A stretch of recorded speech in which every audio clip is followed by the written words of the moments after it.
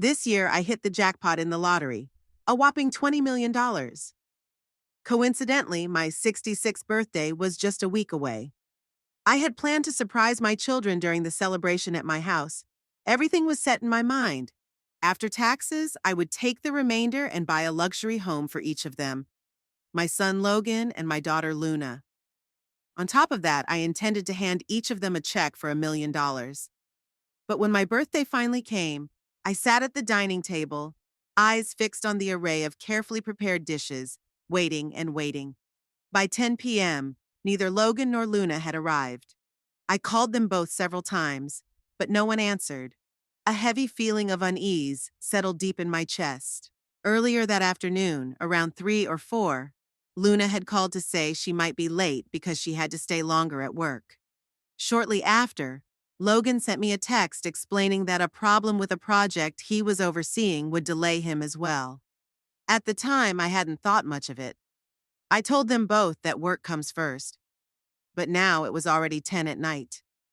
About half an hour ago, I sent a message in our family WhatsApp group asking when they planned to come, but the message was still unread. With a heavy heart, I pushed my chair back and moved to the couch.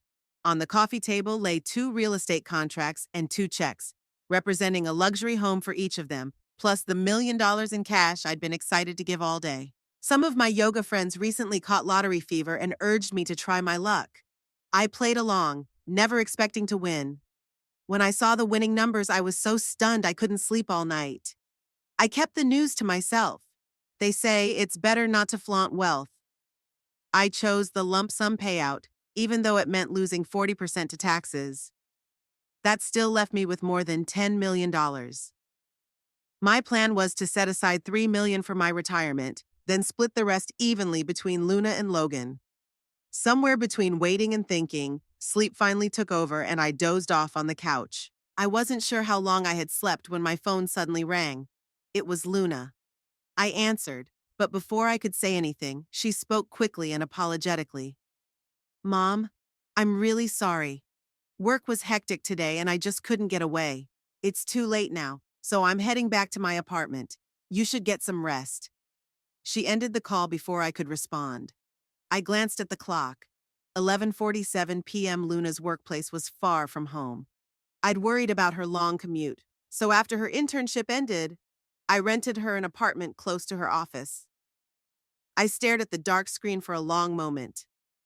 10 more minutes passed, but Logan still hadn't reached out. He was probably tied up with work too. Sighing, I stretched my aching back and slowly got up. I wrapped the untouched dishes with plastic wrap and carefully stored them in the fridge.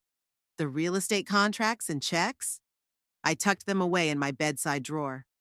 By the time everything was put away and I was ready for bed, it was nearly 1 a.m. And just like that, the birthday I'd been eagerly awaiting was over. The next morning, I woke up to silence. My phone hadn't buzzed once. No birthday wishes from Luna or Logan. I sent a message in our family group chat. "It's Saturday. Come home for dinner. I have a surprise for you." Still, no reply. After breakfast, I went out for a walk and bumped into my neighbor Mary, who was walking her dog. She smiled and said, "You're usually out early. What took you so long today?" I returned an awkward smile, too embarrassed to admit I'd stayed up late waiting for my children. Mary chuckled. "Let me guess. You spent all day cooking yesterday and wore yourself out." When I said nothing, she went on, "I told you ages ago, just book a dinner at a nice hotel. Less stress, less hassle. But no, you insisted. Logan likes spicy food, Luna wants sweet and sour, and your granddaughter needs a healthy kid's meal. Do you really think a fancy restaurant can't handle that? Honestly, you put yourself through all this trouble just for them." Her words stopped me cold. For the first time, I truly considered it. My entire life had revolved around my children, before and after my divorce for all these years. Had I ever truly put myself first? Before I could dwell on that thought, a sharp, mocking voice cut through the morning air. "Oh, Mary, don't pretend she's some poor, self-sacrificing mother. She just loves to show off, always bragging about how devoted Logan and Luna are. What a joke!" I turned toward the voice. It was Sammy, an old neighbor I never got along with. We used to work together at the same fashion export company before I retired early. We had even competed for the European market manager role. I won. My French was better, and my skills were stronger. Sammy never accepted it. She believed my promotion was due only to language, not merit. Since then, we had been at odds. Now she looked me up and down, lips curled in disdain. Not a single decent piece of jewelry on you. I wonder how you've treated yourself all these years. I wasn't interested in arguing, so I turned back to Mary. I'm going out of the neighborhood for a while. You two keep chatting. I started walking away, but Sammy stepped in front of me. I waited here all morning to do you a favor. Don't be ungrateful. She crossed her arms, smirking. Last night was my grandson's birthday. We had dinner at a restaurant, and guess what? I saw the most ridiculous show. I exhaled sharply. Thanks for your concern, but I'm not interested. Can I go now?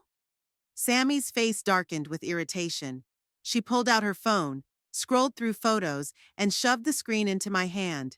I don't owe you any explanation. Just watch. I reflexively tried to push it away, but the moment my eyes landed on the screen, I froze.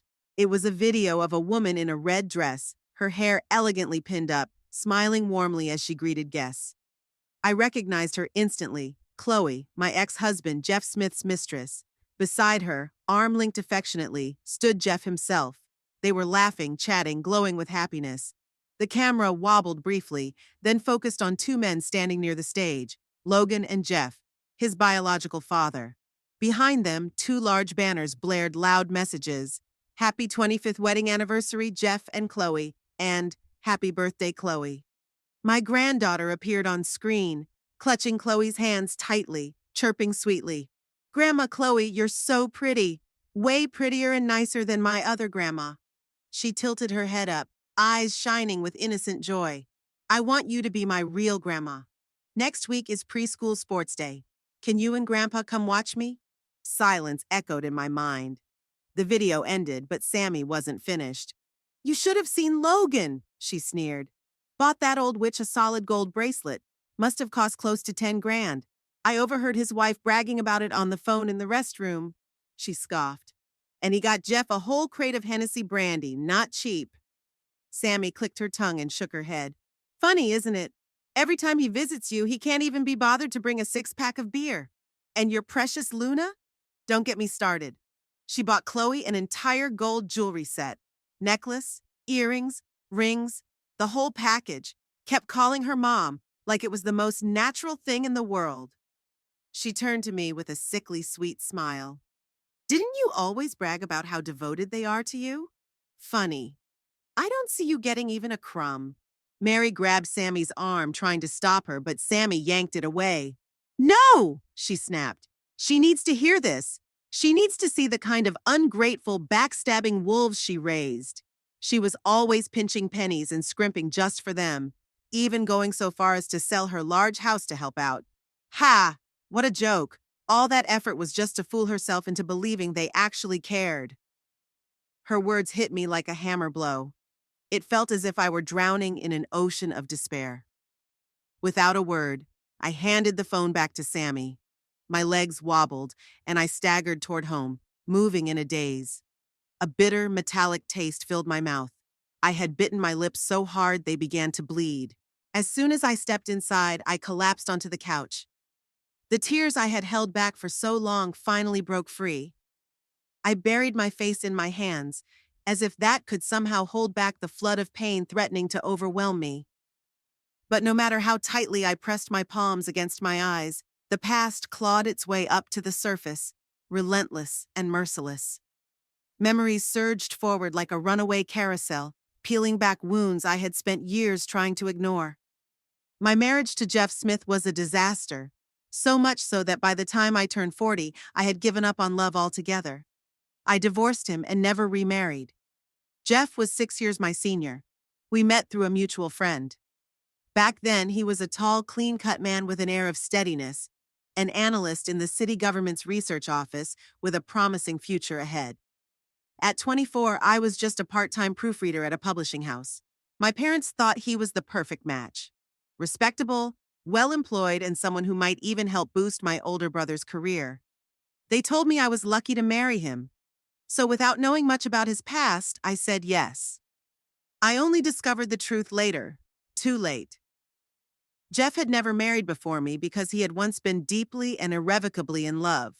So profoundly that he was unable to move on or fully commit to anyone else afterward. Marrying me had been nothing more than convenient. By the time I realized this, it was too late to change anything. We married just a year after meeting. Our relationship wasn't overly affectionate, but we coexisted peacefully. There was respect, if little passion. I convinced myself that was enough. Not every marriage needed to be a fairy tale. Stability felt safe, predictability was comfort. During the third spring of our marriage, I gave birth to twins, a boy and a girl. Thrown headfirst into motherhood, I was overwhelmed. Two crying infants, sleepless nights, my body still healing. I felt like I was drowning and longed to return to work. I asked Jeff if his mother, Laura, could come help for a while, but every time I brought it up, he found excuses. His father was ill, his mother too busy. She just couldn't spare the time. Days turned into weeks, weeks into months. By year's end, Laura still hadn't come. My publishing house couldn't wait forever. When I didn't return, they gave my position to someone else. I was heartbroken but helpless. Then came the twins' first birthday party. Laura didn't show up. That was when resentment first took root in my heart. She was their grandmother, yet in a whole year she had barely visited. Jeff must have noticed my mood because that night he finally explained. His mother, he said, had suffered a bad fall while cleaning the house. She injured her lower back and had been bedridden ever since. She hadn't told us because she didn't want to worry anyone. Guilt hit me like a wave. I'd been angry, suspecting indifference while she was actually injured. After the party, Jeff's aunt came to see the children. I pulled her aside, concern tightening my chest. "How bad is Laura's injury?" I asked. "Does she need better medical care? Maybe she should go to a hospital in San Francisco?" As I spoke, I reached into my purse and pulled out $1,000. "Can you give this to her when you visit? Just in case she needs anything." Jeff's aunt hesitated. A strange expression crossed her face, half amusement, half pity. She stayed silent for a long moment, then let out a dry, hollow chuckle. "Laura doesn't have a back injury." I stared at her, confused. She sighed, giving me a look I couldn't quite read. "I wasn't going to say anything, but every time I visit, I see you struggling to raise those babies on your own, and it doesn't sit right with me." She glanced around cautiously before leaning in. "The truth is, Jeff arranged for his mother to be a full-time nanny for someone else." I blinked. "What?" "She's been working as a free babysitter." "For who?" My stomach twisted. "Maybe Jeff's boss," she said flatly. "The man travels a lot and his wife needed help with their children. Jeff sent his mother to care for them." I felt a sharp, cold knot lodge in my throat. I barely managed to whisper, "So she could take care of his boss's kids but not her own grandchildren?" The aunt nodded solemnly. A suffocating weight settled on my chest.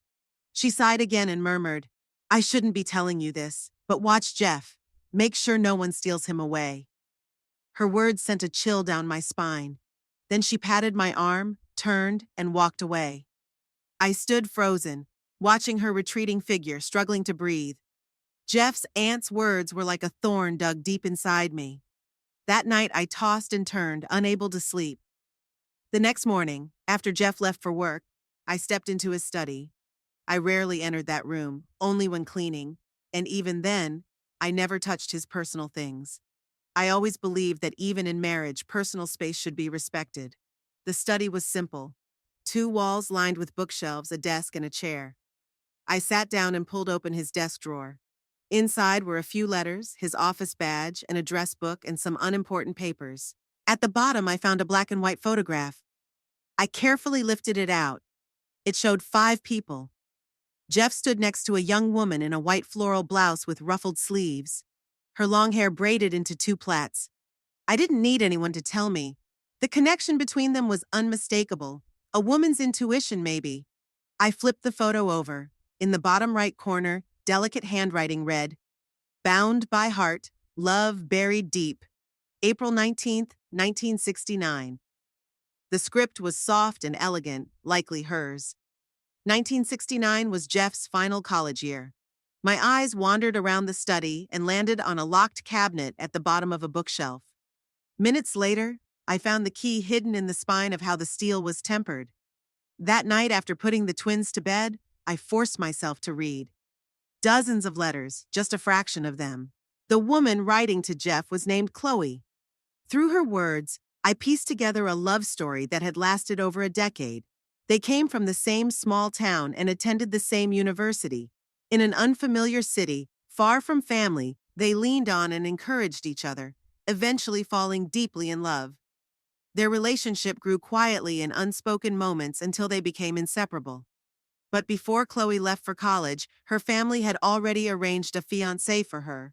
She had accepted the engagement. Every month, letters arrived from her betrothed. Sometimes he even sent money for her studies. So their love had to remain hidden in the shadows. By graduation, most students returned home for work. Chloe's fiancé's family was wealthy and well-connected. They secured her a teaching job at a prestigious private school. Meanwhile, Jeff, after 2 years of applications, was finally admitted to a top university up north for graduate school. One married, the other moved away, but their letters never stopped. When I first found out I was pregnant with the twins, Chloe had sent Jeff letters filled with complaints about how exhausting it was to juggle both work and caring for her child.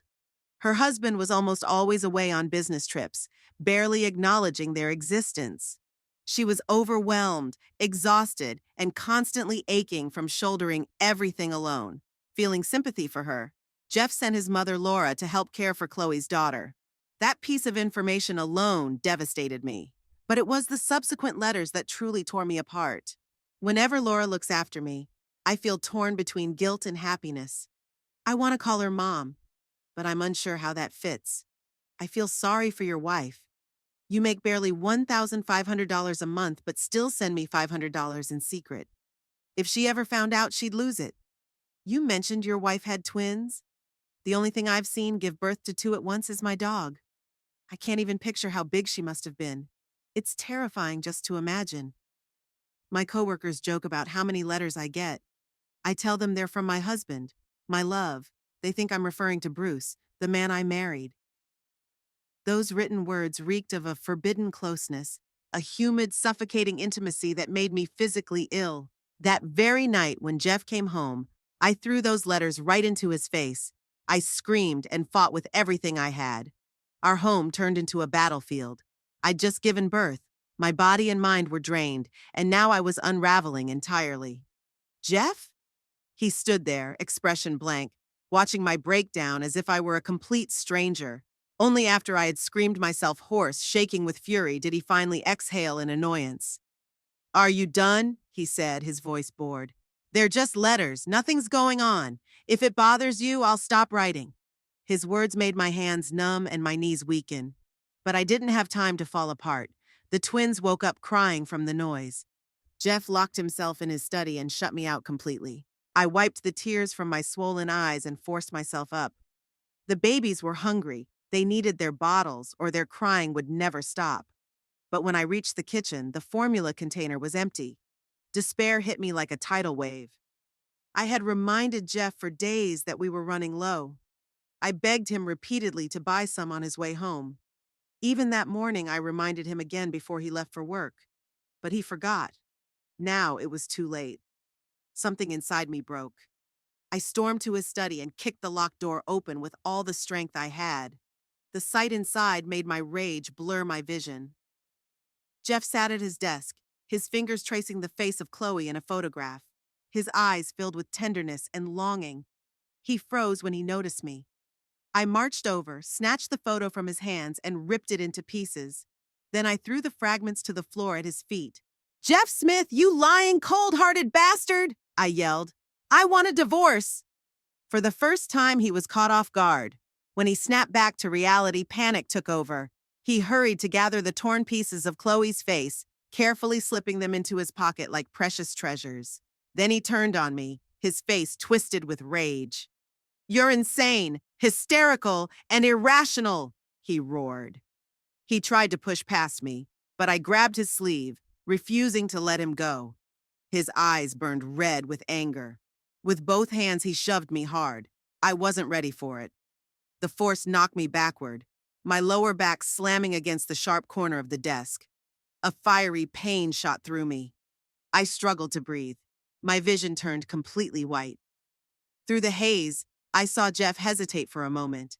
Then he spun and stormed out, slamming the door behind him. The house fell silent except for the heartbreaking cries of my children echoing into the night. I don't remember how I survived that night. Only chaos, agony, and the relentless cries of my babies, their tiny voices stabbing my ears like needles. The next day, I sent a letter to Jeff's workplace, City Hall, complaining about his inappropriate relationships. But it felt like tossing a pebble into the ocean. No one responded. When I accidentally ran into Jeff's supervisor, the man had the audacity to scold me instead. He implied I was unreasonable, embarrassing Jeff by making our private issues public. "Whatever issues you have, settle them at home," he said, dripping with disdain. "Don't drag your husband's work into it." I reached out to a local women's support group, but back then, people rarely intervened in marriages unless there was obvious, immediate danger. Jeff's affair was just letters, not real cheating. My kids were still toddlers. Their advice: be patient, endure, think long term. I was a trapped animal, desperately seeking escape, but every door I tried was locked. My parents and brother were fiercely against divorce. They said every woman faces this. Just bear it. It will pass. Once the kids grow up, your life will get easier. Jeff works hard. You don't have a job, so stop causing trouble. He doesn't even bring that woman home, so what are you complaining about? Jeff ignored me whenever I mentioned divorce. Eventually, he moved into a dorm near City Hall and came home only once every 10 days or so. The children were too young to understand. They sucked their tiny fingers and babbled their first words, oblivious to the widening gap between their parents. For their sake, I swallowed my pride repeatedly. Like so many trapped mothers in broken marriages, I became weak the moment I had children. And I had two weaknesses. 7 years. 7 years of slow decay, exhaustion, and quiet suffering. Until the breaking point. Jeff secretly sent Chloe another $1,000 to buy the newest fully automated washing machine. But the letter was returned to sender. Chloe had switched schools and the post office sent it back. Reading his words, something inside me finally snapped. We didn't even have a semi-automatic washer. In the middle of winter, I was still scrubbing the children's clothes by hand, my fingers raw from the cold. That night, I confronted him. We fought. For the first time, he lost control. Furniture was overturned. A vase hurled at my head, shattering inches behind me. I didn't hesitate. I called the police. Then I reached out to a local news station, asking them to report how I had almost been disfigured by my violent husband. The scandal exploded. It spread rapidly, not just City Hall, but to the state government. Jeff's anticipated promotion to a higher state-level post was immediately canceled. As younger, more qualified officials took over City Hall, his career stalled. He was demoted. For years, he was stuck filing paperwork in the archives as an administrative assistant. Only then, after losing everything, did he finally sit down and agree to divorce. It took 2 months of relentless battle. Jeff refused to let go of Logan. "If you want a divorce," he said, "I keep our son." I agreed. When money came into play, I was merciless. I threatened to expose his affair with Chloe and ruin her reputation. In the end, I forced him to pay back every cent he'd spent on her. I couldn't know the exact amount, but I threw out a figure: $50,000. By then, his salary was barely over $2,000 a month. 50 grand wasn't impossible, but it wasn't pocket change either. Jeff didn't want Chloe to suffer, but couldn't bear the humiliation of borrowing from friends. So he mortgaged his parents' house and took out a loan for that $50,000. I'll never forget the look on his face when he handed me that check. If looks could kill, I'd have died 1,000 deaths by then. The house we'd lived in belonged to Jeff before we married. I left it behind, but I took everything inside, even the old stew pot that had been patched up twice. I dragged it all to the flea market and sold every single thing. Then, holding Luna close in my arms, I walked away. Logan was taken in by Jeff's parents. From that moment on, the only connection Jeff and I shared was the occasional exchange of our children. When my father learned I had actually gone through with the divorce, he was furious. I had defied him, and as a result, he never visited again. My mother, on the other hand, snuck over behind his back sometimes, but never with any real support, just endless sighs and tearful complaints. She never once asked what my plans were or how I intended to survive. I was disappointed, but I stopped begging for love that wasn't coming. The road ahead was uncertain, harsh, and unforgiving, but at least I'd freed myself from that filthy, decaying marriage. At least I was no longer the discarded wife in someone else's love story, desperately trying to hold on. After the divorce, I used the money I'd secured to buy a modest 650 square foot apartment. It wasn't much, but it was mine. I bought a few pieces of furniture, transferred Luna to a new school, and once everything was settled, I focused on something I'd long been waiting for: revenge. I wrote a glowing letter of praise to Bruce, Chloe's husband. I commended his wife's unwavering kindness and years of devoted care for Jeff. Bruce didn't waste a second. He immediately filed for divorce, standing before the judge in tears, declaring his wife's long-term extramarital affair. Unlike my experience, no one told him to endure. No one dismissed it as just letters. Instead, everyone condemned Chloe, calling her shameless, immoral, a disgrace. Their divorce was finalized in record time. At the same time, Chloe was fired from her teaching job, accused of accepting bribes from students' parents. Whether she actually did or not, only Bruce knew. I didn't bother following their lives after that. I was far too busy building my own. I found work as a merchandise coordinator at an apparel export company. I had to learn French, master international trade, and juggle raising Luna. There was no time for petty gossip about people I had long since left behind. 5 years later, I was promoted to head of European sales operations. And Jeff? He never climbed any higher. He stayed stuck in the same stagnant position at City Hall. With no career prospects and no reputation left to protect, he finally married Chloe. He even took out a loan to throw her an extravagant wedding. But the person who suffered most from their union was Logan. Whenever Logan and Chloe clashed, Jeff always sided with Chloe. I will never forget that night, Christmas Eve years ago. Logan showed up at my doorstep, his clothes torn, backpack filthy, hands freezing cold. The moment he saw me, he threw himself into my arms, sobbing, "Mom, I never want to go back to that house again. I hate them." Between his gasps and tears, I finally got the story. With Christmas approaching, Chloe had prepared roast beef ribs for dinner. Unable to resist the smell, Logan sneaked a piece. Chloe caught him and slapped him. When Jeff came home and heard about it, he didn't reprimand Chloe at all. Instead, he scolded Logan for stealing food. Emboldened, Chloe ordered Logan to stand outside in the freezing cold to reflect. Humiliated and furious, Logan ran to his room, grabbed his backpack, and came straight to me. "Mom, can I stay with you? Please don't make me go back." Seeing his pale, chapped lips and tear-streaked face, I pulled him close and held him tight. From then on, he refused to return to his father's house. Chloe, of course, was thrilled. I don't know what lies she spun to Jeff, but the man who once fought tooth and nail to keep his son suddenly stopped resisting. Instead, he shipped all of Logan's belongings over to me, as if discarding a useless possession. For the first 2 years, Jeff still sent child support checks.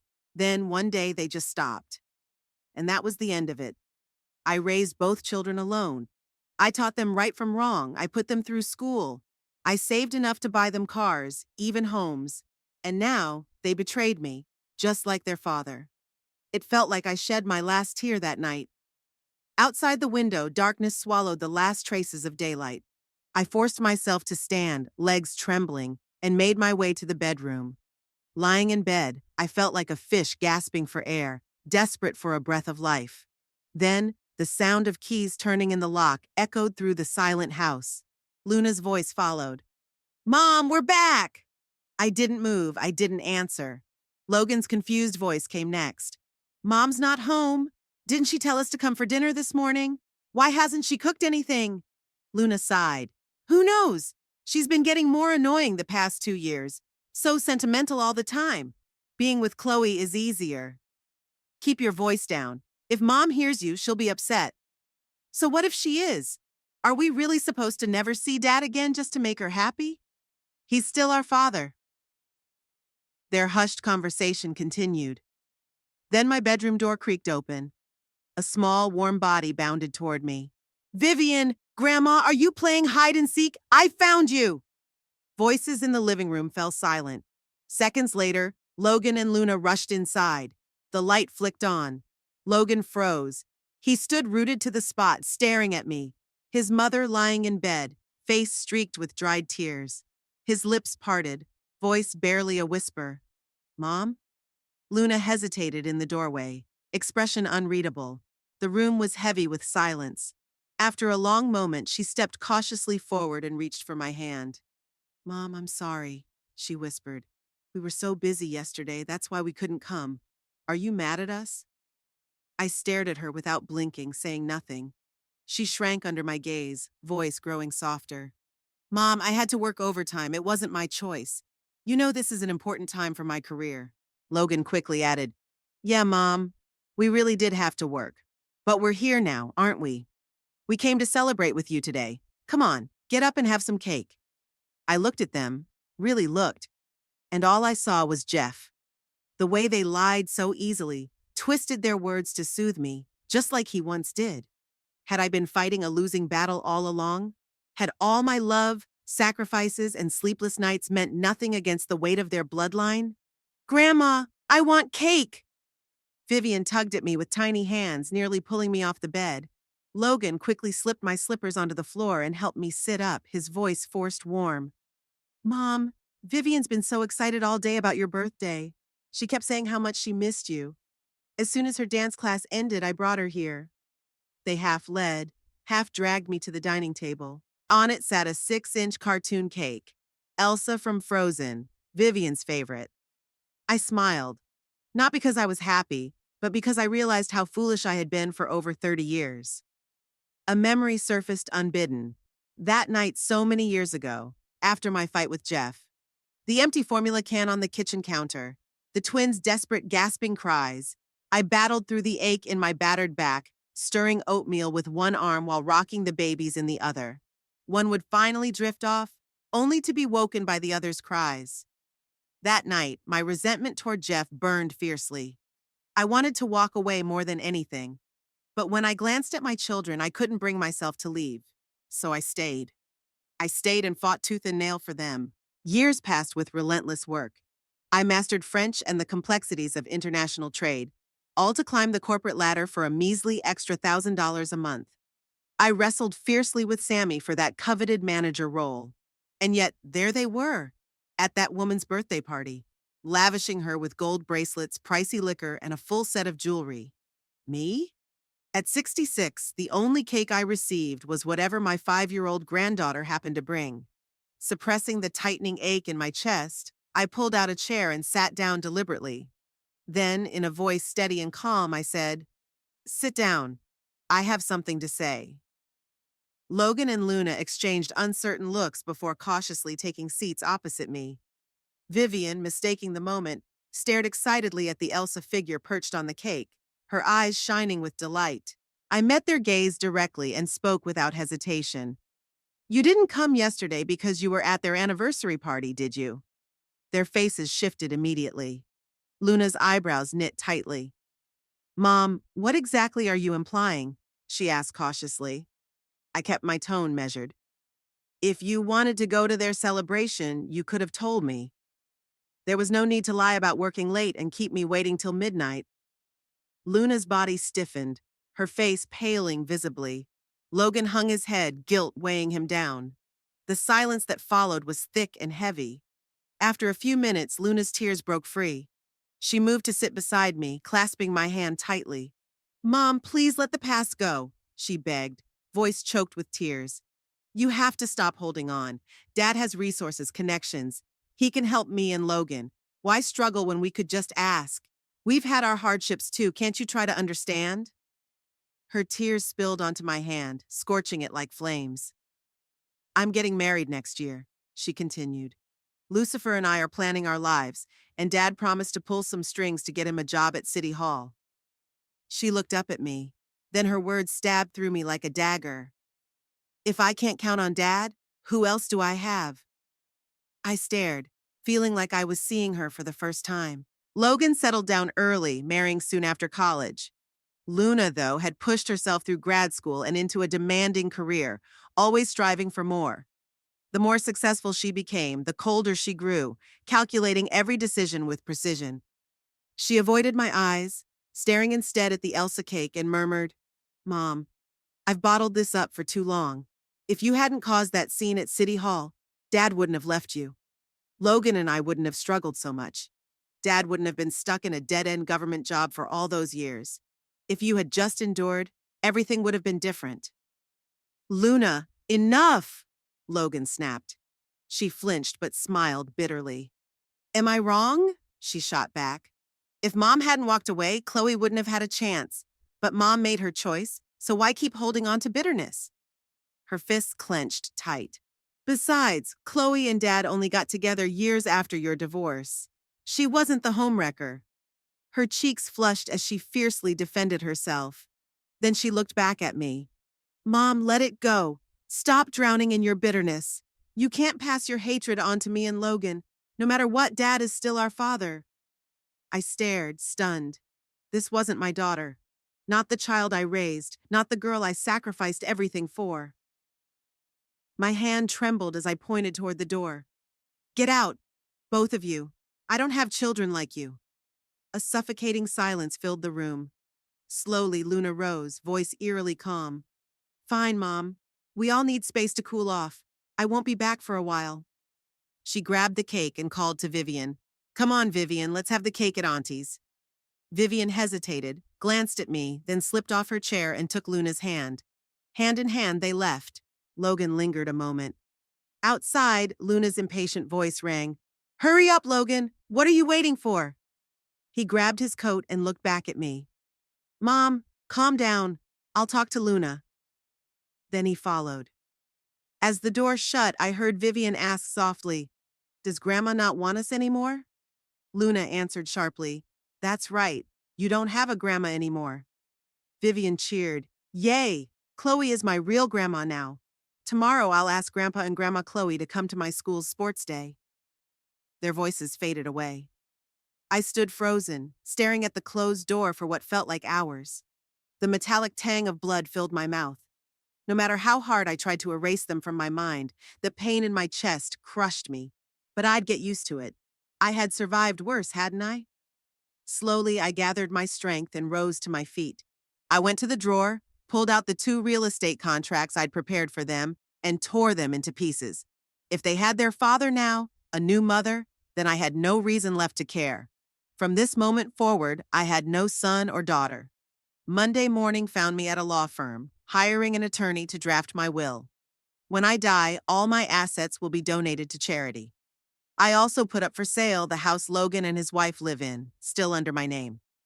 Since they weren't home, I used my spare key to let the real estate agent inside to take photos. As I stepped out, my phone rang. It was the realtor I'd spoken to about the luxury villa. "Miss Isabel, when can you come to sign the contract? If you close this month, you'll get 2 years free property management." I politely declined. I won't be proceeding with the purchase. They pressed for a reason, but I barely heard them. My mind wandered years back to when Logan married. At that time, I sold the old home I'd bought decades ago for $60,000. Thanks to the excellent school district, I sold it for $250,000. I planned to use that as a down payment for a house for Logan and his wife. But they weren't satisfied. They had their eyes on my bank account, too. They even asked me to take out the mortgage in my name. To sweeten the deal, they offered to add my name to the deed and make me the primary mortgage holder. I refused. Instead, I gave them 2 choices. First, I pay the down payment, and they handle the mortgage themselves. The deed would be theirs. Second, I take out the mortgage, but the house remains mine. They can live there. I'd rent elsewhere. Upon my passing, the property would be split equally between Logan and Luna. They debated for days, but finally chose the second option. And Luna? She was never shortchanged. She attended a private university with tuition of $155,000 a year. After graduating, she took 2 years off before grad school, fully supported by me. Between living expenses, travel, and personal costs, I probably spent over $100,000 on her.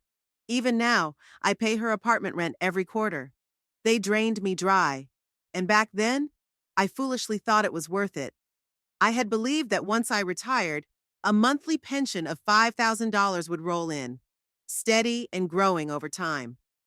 I'd secured long-term care insurance and set up a fixed annuity plan that would start paying principal and interest at age 70, guaranteeing me a stable future. Because of this, I never denied them anything, not even once. Looking back now, how foolish I was. A lifetime spent working, sacrificing, and giving, only to be stabbed in the back by those I devoted everything to. I ended my lease on the rental apartment and bought myself a ready-to-move-in villa, a cozy little house with a private garden. I hired a housekeeper to handle the cooking and cleaning. For the first time in decades, I lived solely for myself. But peace never lasts long. My phone soon erupted with calls from Logan. I blocked his number. Minutes later, it rang again, this time from Michelle, his wife. I hesitated, then answered. There were still words left unsaid. No sooner had the call connected than Logan's furious voice blared through. Mom, what the hell are you thinking? How could you send a lawyer and a realtor to our house? Are you seriously trying to sell our home? Have you lost your mind? His entitled outrage twisted my stomach. He wasn't asking, he was demanding, acting as if I owed him something. Luna always said you're difficult, he sneered. I defended you for years, but now I see she was right. You missed your own birthday, and you're blowing it way out of proportion. No wonder Dad left you. If I were him, I'd pick Aunt Chloe too.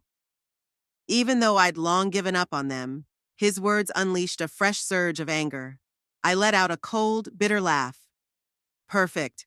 Since you've chosen Aunt Chloe, let her buy you a house then. That place legally belongs to me, and I'm selling it. Pack your bags and move out, or my lawyer will file charges for illegal occupancy. I paused, then added, Oh, and tell Luna her landlord has been asking about the next rent payment. I won't be covering it anymore.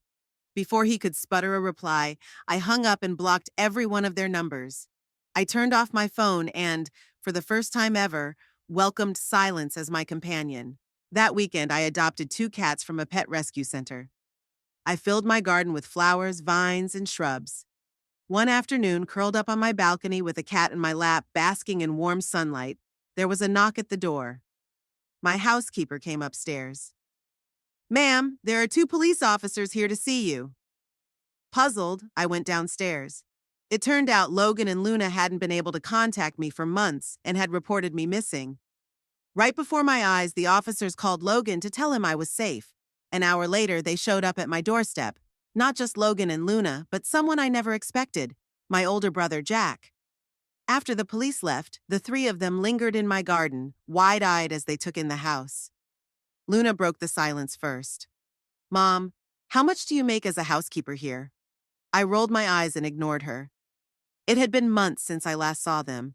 Logan looked disheveled, his face shadowed by stubble, clothes wrinkled and unkempt. Luna wasn't much better. Tense, tired, visibly stressed. I sighed. What do you want? You're not welcome here. Leave. Logan ran a hand through his hair, frustration etched across his face. Mom, it's been long enough. Don't you think it's time to let this go? The lawyer sued me over the house, and now Michelle's threatening divorce. Just tell him to drop it. A month earlier, my lawyer had informed me that Logan refused to move out, so I filed suit. I met his gaze without flinching. If you're gone within 3 days, I'll drop the case. He looked stunned, unable to believe I was being so merciless. Before he could reply, Luna stepped forward, extending her hand expectantly. Mom, about the $100,000 wedding gift you promised? Can I have it now? Lucifer and I just got a new home, and we need the money for renovations. I laughed, shaking my head in disbelief. She had money to buy gold jewelry for some other woman, yet here she was, still begging for cash. I reminded her coldly, Your mother is Chloe. If you want help buying a home or planning a wedding, ask her. After all, she's the one you chose to honor, not me. I won't give you a single cent. Luna's face flushed crimson with fury. Her voice cut sharp and cruel. You think we want to come to you? We gave you a chance to make things right, but you'd rather be stubborn. Fine.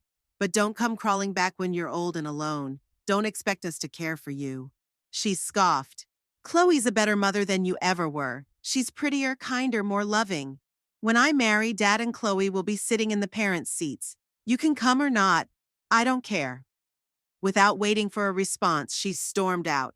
Her words should have wounded me, but they didn't. Not anymore.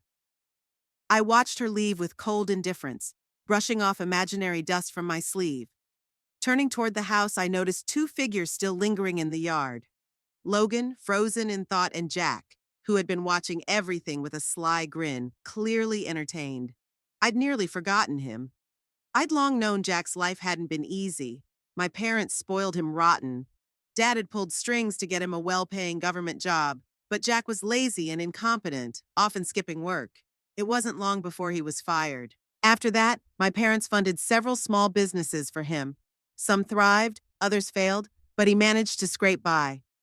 Then came his jackpot, a wholesale food business that took off. But just as he found success, he got himself a mistress who scammed him out of everything. His wife divorced him, walking away with half of what little he had left. And now here he was, standing in my garden. When he caught my gaze, he flashed a greasy, leering smile. Isabel, Mom and Dad miss you. They want you to come home and visit. I narrowed my eyes. Something was off. Jack had never cared about family. So why was he suddenly playing messenger? He stepped forward, voice dripping with fake warmth. Dad doesn't hold a grudge anymore. He's just stubborn. Divorce isn't a big deal these days. Look around, everyone's doing it. I nearly laughed. Now that he himself was divorced, he'd conveniently forgotten how he mocked me for leaving Jeff. I cut to the chase. What do you really want, Jack? If it's nothing, leave. He hesitated, then sighed, rubbing his hands in that familiar greasy way. All right, I won't waste time. Dad took a fall while out walking. The doctors say he might end up bedridden. Mom thinks you should come back and care for him. You always said they favored me, right? Now's your chance to spend time with them. I almost laughed in disbelief. If I recall, their combined pensions are nearly $10,000 a month. You're telling me they can't afford a caregiver? Jack's face twisted in frustration. If we hire a nurse, how am I supposed to survive? I'm 68, Isabel. You expect me to work? But even with Dad immobilized and Mom aging, the money still had to funnel to the golden son Jack. Where was this concern when Jeff ruined my life? Where were they when I was left with nothing, struggling to survive? Now, suddenly, they remembered they had a daughter. I shrugged. Their problems aren't mine. I'm not coming back. Now leave. Jack's face darkened. Isabel, I've already talked to a lawyer. Even if you've been estranged for years, legally, you're still responsible to support them. I smiled coldly. Then sue me. If a judge orders it, I'll pay. Until then, not a single cent. I called security to escort him off the property. As expected, Jack never filed any lawsuit. He was too lazy to deal with that hassle. Instead, he dumped our parents in a rundown nursing home, leaving strict instructions for the staff. Just make sure they don't die. After all, he still needed their pension checks to get by. 2 months later, my phone rang from an unknown number. When I answered, a faint, slurred voice whispered, "Belle?" I froze. That nickname hadn't been used in years. I held the phone silently. Your father. I don't have much time left, but there's something I need to say before I go. I want to apologize. His breathing was labored, each word a painful gasp. He said more in that moment than I ever heard him say in all my life. But I didn't listen. My father had always been a domineering, chauvinistic man who believed a woman's place was to depend on a man. He forbade me from divorcing because he didn't want a stain on his perfect life. And when I did, he was the first to crush me underfoot. Now on his deathbed, he wanted to say sorry? His words felt like a wet, frozen coat wrapped around my shoulders. Less comfort, and more a reminder of the cold I endured alone. I didn't need that. Before I hung up, my mother murmured their nursing home address. I hesitated, but eventually I went. Entering his room, I found him gaunt and hollow, cheeks sunken like a dried corpse. It had been over a decade since I last saw him. The last time was his 70th birthday. I had brought gifts, but like always, he threw them out the door. I never returned. Now, standing beside his bed, his lips quivered, breaths growing shallower. Neither of us spoke. 10 minutes later, his eyes closed. Two murky tears traced down his withered face. I turned and walked out. In the hallway, my mother shuffled after me, her frail hands trembling.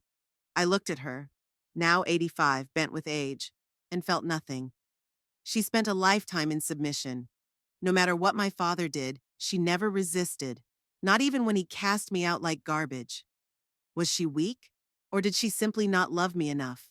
I wondered if Dad had ever threatened to cut Jack out, would she have obeyed just as blindly? I pulled a check for $10,000 from my bag and pressed it into her trembling hand. For his funeral. I won't be attending. Then I turned and left. Her soft, broken sobs trailed behind me down the empty corridor. I opened a spacious cafe bookstore, over 3,000 square feet of cozy space. At 66, I wasn't ready to sit idle, eating and drinking away my time. During renovations, I made sure every seat had power outlets. Shelves overflowed with books, and the aroma of rich coffee filled the air. I hired part-time students and people with disabilities needing work. People came not just for coffee, but to work, study, and read. The business wasn't hugely profitable, but never lost money.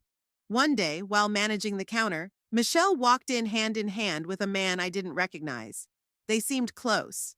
The moment she saw me, her expression froze. She let go of his hand immediately. After a brief pause, she laughed bitterly. "Logan and I are divorcing," she confessed. "He's been involved with a woman Chloe introduced him to for a long time. I only started seeing my boyfriend after that." I nodded silently. There was nothing to say. Logan and Luna's lives no longer concerned me. Whatever happened, I wouldn't interfere. Michelle sighed and turned to her boyfriend. "Let's go somewhere else." As they left, I exhaled softly. I could only hope Logan wouldn't regret his choices. When Luna married, she didn't invite me. A friend sent me a video from the wedding and a message. "Why is Chloe sitting in the mother's seat at Luna's wedding?" I replied simply, "I suppose I don't deserve to be there." My friend hesitated, their typing bubble flickering on and off. In the end, they sent only a sad emoji. I won't lie. Watching that video stung. But more than sadness, I felt relief. In that moment, something inside me finally let go. Unexpectedly, my cafe bookstore became a local favorite. People flocked to its cozy atmosphere. Worried about slow business, my young employees brainstormed ideas to attract more customers. They created monthly themed drinks: January's Golden Fortune Latte, February's Sweetheart Mocha, March's Coffee and Tea Fusion. Paired with the literary vibe, the themes worked wonders. Local travel bloggers and influencers began recommending the cafe. Soon, it was bustling every day. Seeing my staff worn out, I raised their salaries and hired more help. Luna found out I owned the cafe from a news interview. By the time she came looking for me, she was heavily pregnant. At the counter, she ordered an iced Americano. I had the barista pour her a glass of warm water instead. She didn't protest. We sat face to face. She smiled faintly before tears welled in her eyes. "Mom, I think I made a mistake." I sipped my coffee, the familiar bitterness spreading across my tongue. Luna looked terrible, swollen eyes, pale skin, and a large bruise on her forehead. Her lips trembled, then she broke down sobbing. "Mom, Lucifer cheated on me." I stiffened. Lucifer had always seemed mild and kind-hearted, someone reliable. But Luna's next words shattered that image. "I'm 4 months pregnant, but the woman he's seeing is about to give birth. He's been busy with work. But really, he's been living with her all along." Last weekend, I drove 3 hours to find them together. I shoved the woman and he hit me. So Jeff hadn't managed to get Lucifer a government job after all. I asked, "Did you tell your father and Chloe?" Luna's eyes widened in shock. I pressed on. "Your father has connections. You should ask him to stand up for you." She stared at me, stunned. Tears streamed down her cheeks. "Mom, are you really abandoning me?" I stood and spoke calmly. "You were the ones who abandoned me first. I chose to let you go. This isn't a recycling center. You don't come and go as you please." Before she left, I gave her one last piece of advice. "If no one else will save you, save yourself. Leave him as soon as you can. I told you, a woman can live well on her own. You'll be fine." Time flew by. The number of cats in my care grew, most abandoned at my cafe's doorstep. My young staff were a good group. At least as their boss, they treated me kindly and respectfully. I didn't expect true sincerity. That's rare and can't be forced. And that was fine. I'd learned long ago that living happily in the present is enough. But life took its toll on Jeff Smith. One evening, as he left home to pick Chloe up from the mall, he suffered a stroke.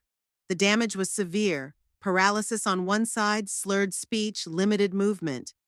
Chloe, who once seemed devoted, stuck around for a while.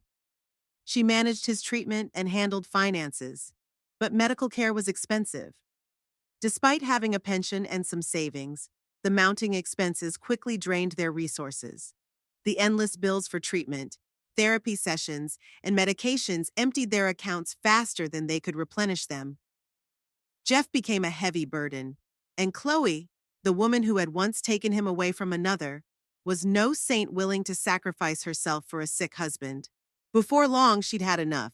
She packed her things, wiped out what little remained in their joint bank account, and left him with one cold parting shot. I didn't sign up for this. Logan was left to care for his father. But Logan was drowning in his own chaos. After divorcing Michelle, he plunged into a new relationship, desperate for a fresh start. His new girlfriend had no patience for a broke, struggling man. Once it became clear he was sinking under mountains of debt, she cut ties and walked away. Now, with a disabled father to care for, Logan's life spiraled further out of control. The comfort he once knew had shriveled to bare survival. He barely scraped together enough rent for a cramped, run-down apartment. Feeding, bathing, and tending to Jeff's endless medical needs consumed him. Every minute was a grind, and resentment ate away at him. Eventually, he turned to Luna for help. But Luna was no longer the woman she once was. She divorced Lucifer the moment her son was born. She refused to raise her child in the shadow of a broken marriage like mine had been.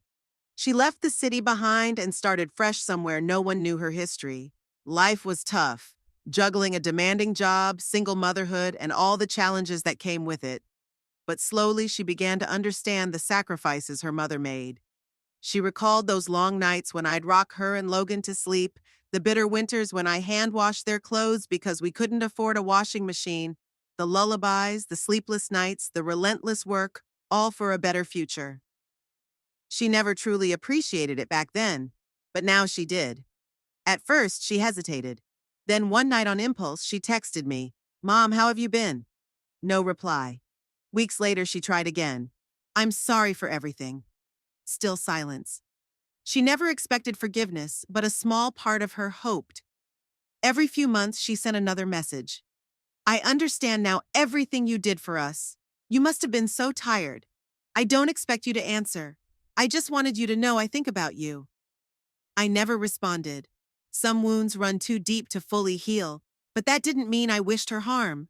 If anything, I hoped one day she would stand strong on her own, find her power, and live for herself. Not for a man, not for approval, but because she deserves happiness. Time passed. My cafe bookstore blossomed into a beloved local haven. My home overflowed with warmth, books, and the gentle purring of cats. The people who once held me captive, my father, my ex-husband, my children, no longer ruled my life. There was pain, betrayal, and loss, but I survived. And now I lived for me. A lifetime of giving, sacrificing, and enduring had led me here. Now I chose joy. No more regrets, no more burdens. Just the simple pleasure of a perfect cup of coffee, a peaceful afternoon, and the quiet knowledge that, after all the storms, I had finally learned what it meant to be free.